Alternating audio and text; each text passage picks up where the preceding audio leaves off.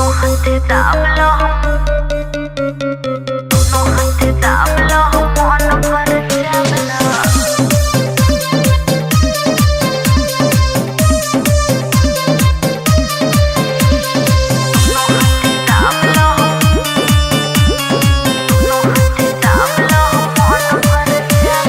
कातना बादाम अपन खोल के बतावो, खाटा बाकी मीठा तनी काट के चिखावो। ऐसे न हमारा के डांट के बेलावो, अपन तू दालामा के दर्शन कराओ। दोनों हाथे दाबलो मन भर चाबलो, अरे मजा आई तबे तू हमरा के दाहम दो।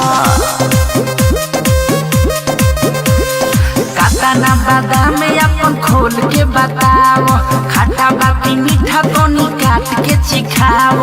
ऐसे न हमारा के डांट के बेलाओ, अपना तू दालामा के दर्शन कराओ। दोनों हाथे दाबलो मन भर चाबलो,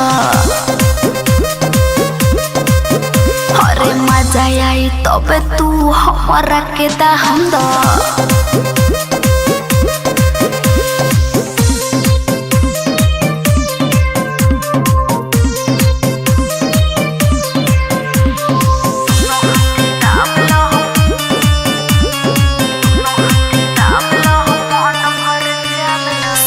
कहतानी तोहे बड़ी मजा आई, ठाके देख तोहरा के साँचे बताए।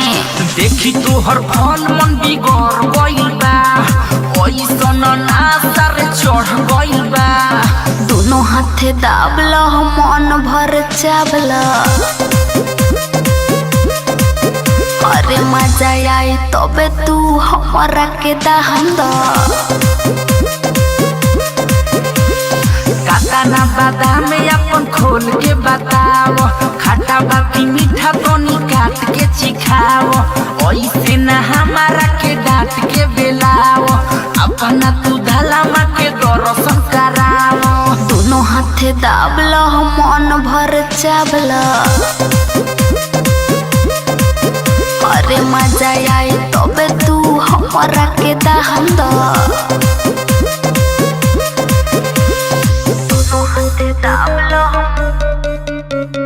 दोनों हाथे दाबलो मन भर चाबलो।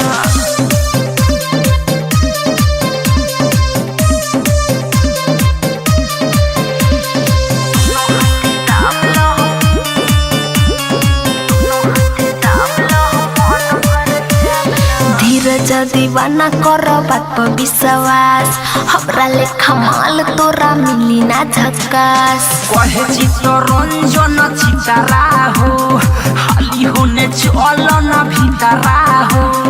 दोनों हाथे दाबलो मन भर चाबलो, अरे मजा आई तबे तू हमरा के दाहम दो। कातना बादाम अपन खोल के बताओ, खाटा बाकी मीठा तनी काट के चिखाओ। ऐसे न हमारा के डांट के बेलाओ, अपना तू दालामा के दर्शन कराओ। दोनों हाथे दाबलो मन भर चाबलो, अरे मजा आई तबे तू हमरा के दाहम दो।